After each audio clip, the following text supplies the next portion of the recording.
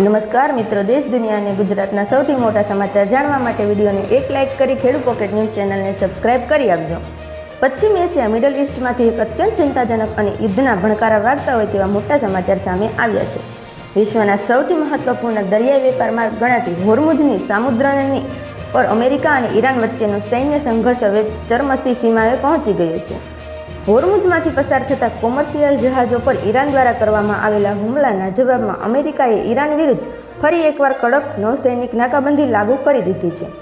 આ સાથે જ અમેરિકાએ ઈરાનના સૈન્ય ઠેકાણાઓ પર વિનાશક એર સ્ટ્રાઇક પર શરૂ કરી દીધી છે, જેમાં ઈરાનના અનેક સૈનિકો માર્યા ગયા હોવાનો અહેવાલ છે.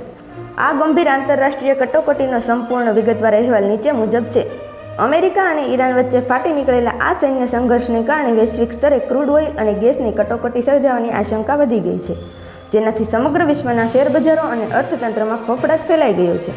અમેરિકી વાયુસેનાએ ઈરાનના અનેક વ્યૂહાત્મક સૈન્ય ઠેકાણાઓ પર સતત 7 કલાક સુધી ભયાનક બોમ્બમારો કર્યો હતો.